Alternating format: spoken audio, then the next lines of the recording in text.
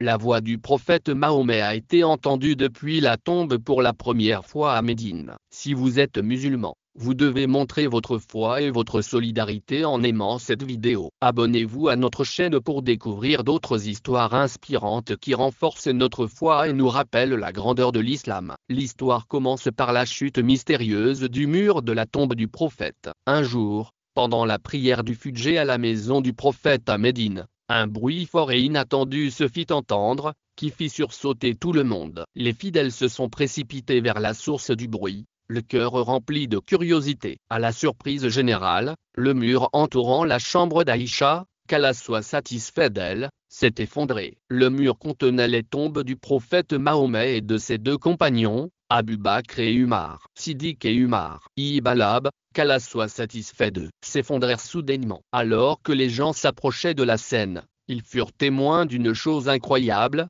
Un pied humain dépassait de la tombe. Le pied semblait intact, comme s'il venait d'être enterré. Une odeur douce et céleste emplissait l'air, laissant tout le monde dans l'expectative. Nombreux sont ceux qui se sont demandé si ce pied appartenait au prophète Muhammad, que la paix soit avec lui. Les autorités et les érudits se rassemblèrent rapidement sur le site, y compris le calife Umari, Abdulaziz, qu'Allah soit satisfait de lui. Il était connu pour sa justice et sa piété. L'un des observateurs s'exclama: c'est un miracle. Le pied ne s'est pas décomposé alors que le prophète Muhammad, que la paix soit sur lui, a été enterré il y a des siècles. Le calife Umar ibn Abdulaziz, un dirigeant sage et juste, s'adressa à l'assemblée avec calme et sagesse. Il dit: ô musulmans, Allah a décrété que la terre ne consumerait pas les corps des prophètes. C'est la preuve de sa promesse. Cependant, nous ne devons pas déranger les tombes de nos bien-aimés. Le prophète, que la paix soit sur lui et sur ses compagnons,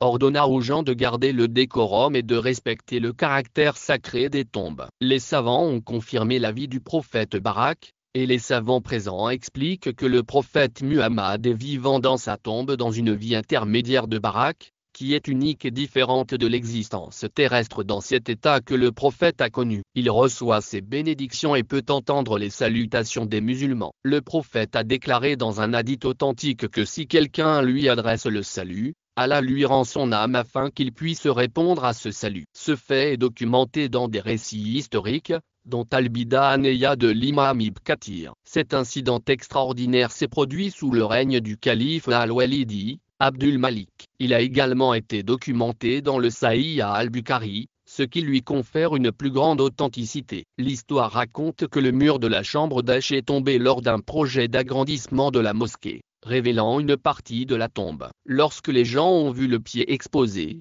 la panique et l'étonnement se sont répandus. Certains pensaient qu'il appartenait au prophète, que la paix soit avec lui. Après un examen plus approfondi, il a été confirmé qu'il appartenait à l'un de ses compagnons, soit Abu Bakr Siddiq, soit Umar ibn Khattab. Quel est l'avis de Barakahu, le prophète, que la paix soit sur lui? Les musulmans croient que le prophète Muhammad est vivant dans sa tombe en état de Barakahu. Il s'agit d'une vie spéciale accordée au prophète. Et les martyrs, comme le dit Allah dans le Coran, ne sont pas morts. Ils sont vivants auprès de leur Seigneur, recevant des provisions. Les récits de la sourate Al-Imran 3169 décrivent que le prophète Mahomet a été enterré dans la chambre d'Aïcha, qu'Allah soit satisfait d'elle, où il est décédé. Abu Bakr al-Siddiq, qu'Allah soit satisfait de lui, a été enterré à côté du prophète, sa tête étant alignée avec les épaules du prophète. Omar ibn al-Khattab, qu'Allah soit satisfait de lui, fut enterré au pied du prophète,